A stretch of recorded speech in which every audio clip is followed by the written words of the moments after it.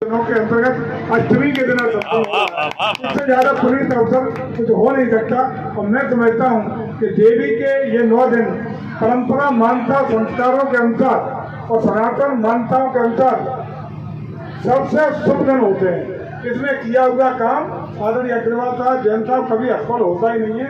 इसलिए हॉस्पिटल निरंतरता के साथ प्रगति करेगा, तरक्की करेगा, खुशहाली लाएगा और निश्चित रूप से फैजाबाद के लिए एक चिकित्सकीय व्यवस्थाओं के लिए, स्वास्थ्य व्यवस्थाओं के लिए एक माइलस्टोन साबित हो, ऐसी ईश्वर से कामना है, माँ देवी से कामना है, माँ दुर्गा से कामना है कि ये निरंतरता के साथ दिन दूना रात चौगुना तरक्की करें, आगे बढ़ें और नगर के साथ साथ हमारे जनपद और आसपास के हमारे मरीजों को बेहतरीन चिकित्सा की सेवा देने में सफल हो।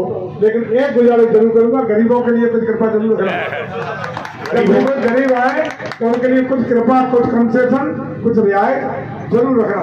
जरूर तो नहीं कहना, जरूरी है, क्योंकि पैसे वाला पैसा तो दे जाएंगे, लेकिन गरीबों की आत्मा की दुआएं जो मिलती हैं वो उस पैसे से 100 गुना ज्यादा आपको फलीभूत करेंगी, आपको भाग्यशाली बनाएंगी, आपको भविष्य को उज्जवल बनाने का काम वही दुआएं दिलों की काम करेंगी।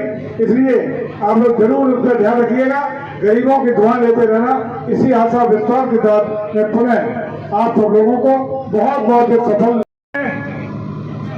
एक बड़े कार्यक्रम में थे। नौसेना का स्वर्ण संग्रहालय का एक कार्यक्रम था, जिसमें भारतीय नौसेना के एडमिरल भी थे। आदरणीय मुख्यमंत्री के कर कमलों के द्वारा उस स्वर्ण संग्रहालय का शिलान्यास का कार्यक्रम था और मेरा विभाग उस कार्यक्रम को कराने का काम कर रहा, पर्यटन का ही वो कार्यक्रम था। उसके बाद दौड़ में हुआ थी, हमारे अध्यक्ष जी ने यहाँ आप आए 3 बजे के करीब, 1 बजे वहाँ से चले। उसमें भी मैंने आदरणीय मुख्यमंत्री के सामने कहा था,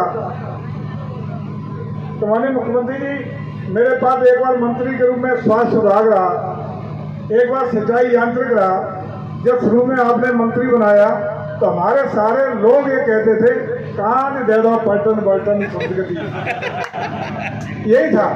लेकिन आज उत्तर प्रदेश में वही विभाग जो डूबा हुआ विभाग था, जिसका कोई जन सरोकार नहीं था, जिसका कोई लेना देना नहीं था, लेकिन आज आपको जानकर खुशी होगी और फैजाबाद के लिए खास रूप से गौरवान्वित महसूस होने के क्षण होंगे कि उत्तर प्रदेश की कोई विधानसभा नहीं, कोई शहर नहीं, जहाँ करोड़ों रुपए की विकास की परियोजना पर्यटन विभाग की समय न चल रही है।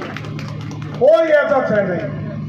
तो मैंने मुख्यमंत्री जी, हमें तो लगा कि आपने कहा ये पकड़ा दिया ढूंढना, लेकिन आज महसूस होता है कि जन सरोकार का और खास रूप से भारत की सनातन संस्कृति परंपराओं का यह सम्मान करने का विषय है और खास रूप से ईश्वर की सेवा करने का कई अवसर मिला है। तो सांस्कृतिक पर्यटन के माध्यम से मिला है, आध्यात्मिक रूप से भी सेवा करने का मौका मिला है, धार्मिक रूप से भी पूरे प्रदेश को संचालित करने के साथ साथ खुद को भी सेवा करने का मौका मिला है।